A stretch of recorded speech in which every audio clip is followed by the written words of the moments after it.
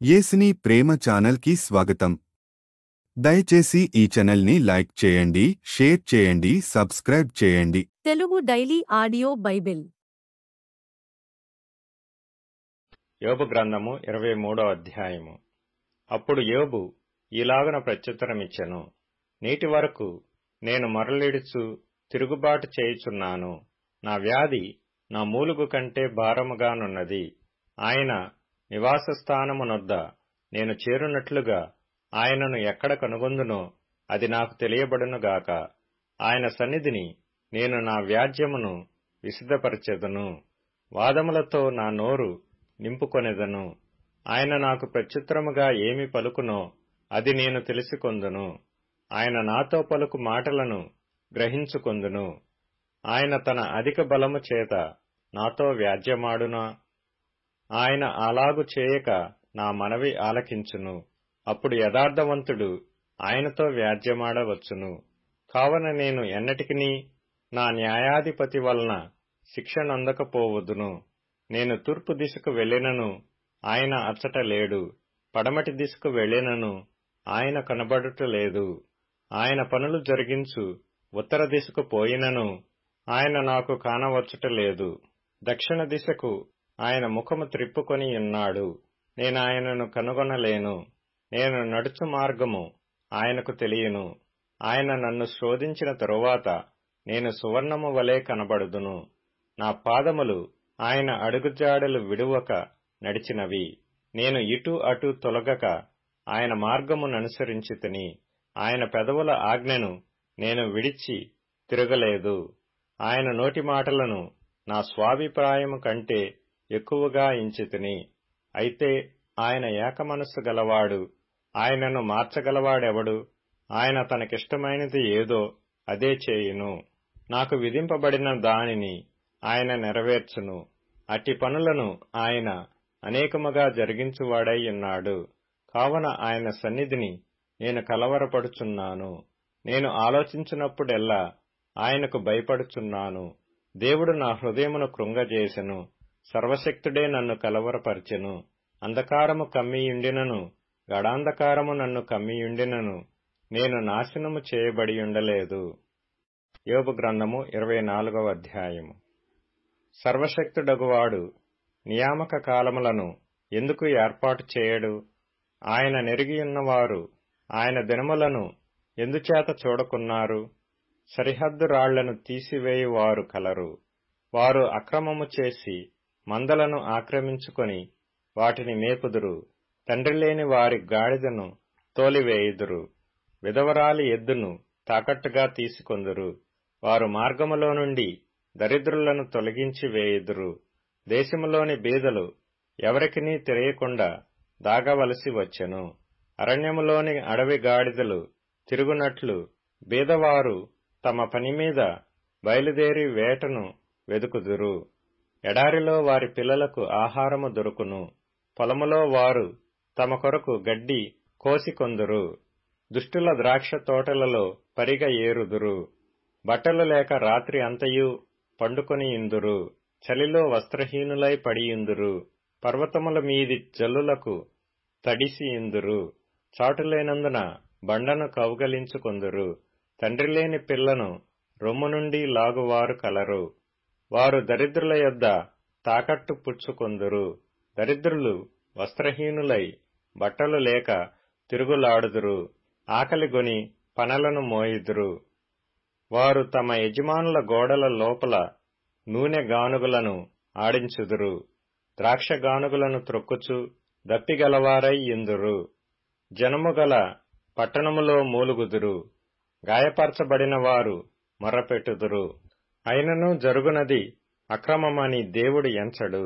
వెలుగు మీద తిరుగబడువారు కలరు. వీరు దాని మార్గములను గుర్తుపట్టరు, దాని త్రోవలలో నిలువరు. తెల్లవారునప్పుడు నరహంతకుడు లేచును. వాడు దరిద్రులను లేమిగలవారిని చంపును. రాత్రియందు వాడు దొంగతనము చేయును. వ్యభిచారి ఏ కన్నైనను నన్ను చూడదనుకొని తన ముఖమునకు ముసుగు వేసుకొని సంధ్య చీకటి కొరకు కనిపెట్టును. చీకటిలో వారు కన్నము వేయుదురు, పగలు దాగుకొందురు. వారు వెలుగు చూడనల్లరు. వారందరూ ఉదయమును మరణాంధకారముగా ఎంచుదురు. గాఢాంధకార భయము ఎట్టిదైనది వారికి తెలిసియున్నది. జలముల మీద వారు తేలికగా కొట్టుకొని పోవుదురు. వారి స్వాస్థ్యము భూమి మీద శాపగ్రస్తము. ద్రాక్షతోటల మార్గమున వారు ఇకను నడువరు. అనావృష్టి చేతను ఉష్ణము చేతను మంచునీళ్లు ఎగసిపోవునట్లు పాతాళము పాపము చేసిన వారిని పట్టుకొనును. కన్న గర్భము వారిని మరచును. పురుగు వారిని కమ్మగా తినివేయును. వారు మరి ఎప్పుడునూ జ్ఞాపకములోనికి రారు. వృక్షము విరిగి పడిపోవునట్లు దుర్మార్గులు పడిపోవుదురు. వారి పిల్లలు కనని గొడ్రాండ్రను బాధపెట్టుదురు. విధవరాండ్రకు మేలు చేయరు. ఆయన తన బలము చేతను బలవంతులను కాపాడుచున్నాడు. కొందరు ప్రాణమును గూర్చి ఆశ విడిచినను వారు మరలా బాగుపడుదురు. ఆయన వారికి అభయమును దయచేయును గనుక వారు ఆధారము నొందుదురు. ఆయన వారి మార్గముల మీద తన దృష్టి నుంచును. వారు హెచ్చింపబడినను కొంతసేపటికి లేకపోవుదురు. వారు హీనస్థితిలో చొచ్చి ఇతరులందరి వలె త్రోయబడుదురు. పండిన వెన్నుల వలె కోయబడుదురు. ఇప్పుడు ఈలాగు జరగని ఎడల నేను అబద్ధికుడునని రుజువుపరచువాడెవడు? నా మాటలు వట్టివని దృష్టాంతపరచువాడెవడు? యోబు గ్రంథము 25వ అధ్యాయము. అప్పుడు షూహీయుడైన బిల్దదు ఈలాగున ప్రత్యుత్తరమిచ్చెను. అధికారమును భీకరత్వమును ఆయనకు తోడైయున్నవి. ఆయన తన ఉన్నత స్థలములలో సమాధానము గలగజేయును. ఆయన సేనలను లెక్కింప శక్యమా? ఆయన వెలుగు ఎవరి మీదనైనను ఉదయింపకుండునా? నరుడు దేవుని దృష్టికి నీతిమంతుడు ఎట్ల కాగలడు? స్త్రీకి పుట్టినవాడు ఆయన దృష్టికి ఎట్లు శుద్ధుడు కాగలడు? ఆయన దృష్టికి చంద్రుడు కాంతిగలవాడు కాడు, నక్షత్రములు పవిత్రమైనవి కావు. మరి నిశ్చయముగా పురుగు వంటి మనుష్యుడు, పురుగు వంటి నరుడు ఆయన దృష్టికి పవిత్రుడు కానేరడు గదా. అపోస్తలుల కార్యములు 10వ అధ్యాయం. అందుకు పేతురు, నీవు లేచి నిలువుము, నేను కూడా నరుడనే అని చెప్పి అతని లేవనెత్తి అతనితో మాటలాడుచు లోపలికి వచ్చి అనేకులు కూడియుండుట చూచెను. అప్పుడతడు అన్యజాతి వానితో సమానము చేయుటయైనను అట్టివానిని ముద్దు పెట్టుకొనుటను అయినను యూదునికి ధర్మము కాదని, అప్పుడతడు అన్యజాతి వానితో సహవాసము చేయుటయైనను అట్టివానిని ముట్టుకొనుటయైనను యూదునికి ధర్మము కాదని మీకు తెలియను. అయితే ఏ మనుష్యుడును నిషేధింపదగిన వాడని అయినను అపవిత్రుడని అయినను చెప్పకూడదని దేవుడు నాకు చూపించియున్నాడు. కాబట్టి నన్ను పిలిచినప్పుడు అడ్డమేమియు చెప్పక వచ్చితిని గనుక ఎందునిమిత్తము నన్ను పిలిపించితిరో దానిని గూర్చి అడుగుచున్నానని వారితో చెప్పెను.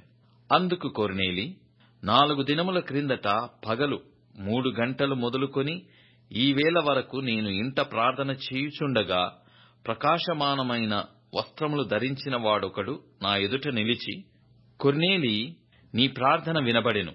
నీ ధర్మకార్యములు దేవుని సముఖమందు జ్ఞాపకముంచబడి ఉన్నవి గనుక నీవు యొప్పేకు వర్తమానము పంపి పేతురు అను మారుపేరు గల సీమోనును పిలిపించుము. అతడు సముద్రపు దరినున్న చర్మకారుడైన సీమోను ఇంట దిగియున్నాడని నాతో చెప్పెను. వెంటనే నిన్ను పిలిపించితిని. నీవు వచ్చినది మంచిది.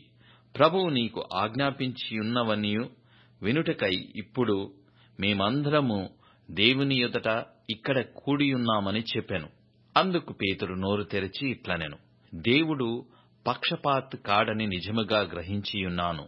ప్రతి జనములో ఆయనకు భయపడి నీతిగా నడుచుకుని వానిని ఆయన అంగీకరించును. యేసుక్రీస్తు అందరికీ ప్రభువు. ఆయన ద్వారా దేవుడు సమాధానకరమైన సువార్తను ప్రకటించి ఇశ్రాయేలీయులకు పంపిన వర్తమానము మీరెరుగుదురు. యోహాను బాప్తిస్మము ప్రకటించిన తరువాత గలిలయ మొదలుకొని యూదయ యందంతటా ప్రసిద్ధమైన సంగతి మీకు తెలియను. అదేదనగా దేవుడు నజరేయుడైన యేసును పరిశుద్ధాత్మతోనూ శక్తితోనూ అభిషేకించెననున్నదియే. దేవుడాయనకు తోడయుండెను గనక ఆయన మేలు చేయుచు అపవాది చేత పీడింపబడిన వారినందరినీ స్వస్థపరచుచు సంచరించుచుండెను. ఆయన యూదుల దేశమందును యెరూషలేమునందును చేసిన వాటికన్నిటికిని మేము సాక్షులము. ఆయనను వారు మ్రానున వ్రేలాడదీసి చంపిరి. దేవుడాయనను మూడవ దినమున లేపి ప్రజలకందరికి కాక దేవుని చేత ముందుగా ఏర్పరచబడిన సాక్షులకే, అనగా ఆయన మృతులలో నుండి లేచిన తరువాత ఆయనతో కూడా అన్నపానములు పుచ్చుకొనిన మాకే ఆయన ప్రత్యక్షముగా కనపడునట్లు అనుగ్రహించెను. ఇదియుగాక దేవుడు సజీవులకును మృతులకును న్యాయాధిపతినిగా నియమించినవాడు ఈయనే అని ప్రజలకు ప్రకటించి దృఢ సాక్ష్యమియ్యవలెనని మాకు ఆజ్ఞాపించెను. ఆయన యందు విశ్వాసముంచు వాడెవడో వాడు ఆయన నామము మూలముగా పాపక్షమాపణ పొందునని ప్రవక్తలందరూ ఆయనను గూర్చి సాక్ష్యమిచ్చుచున్నారనెను. పేతురు ఈ మాటలు ఇంక చెప్పుచుండగా అతని బోధ విన్న వారందరి మీదికి పరిశుద్ధాత్మ దిగెను. సున్నతి పొందిన వారిలో పేతురుతో కూడా వచ్చిన విశ్వాసులందరూ పరిశుద్ధాత్మ వరము అన్యజనుల మీద సైతము కుమ్మరింపబడుట చూచి విభ్రాంతి నొందిరి. ఏలయనగా వారు భాషలతో మాటలాడుచు దేవుని కనపరచుచుండగా వినిరి. అందుకు పేతురు, మనవలె పరిశుద్ధాత్మను పొందిన వీరు బాప్తిస్మం పొందకుండా ఎవడైనను నీళ్లకు ఆటంకము చేయగలడా అని చెప్పి యేసుక్రీస్తు నామమందు వారు బాప్తిస్మము పొందవలెనని ఆజ్ఞాపించెను. తరువాత కొన్ని దినములు తమ యొద్ద ఉండుమని వారతని వేడుకొనిరి. దయచేసి ఈ ఛానల్ని లైక్ చేయండి, షేర్ చేయండి, సబ్స్క్రైబ్ చేయండి.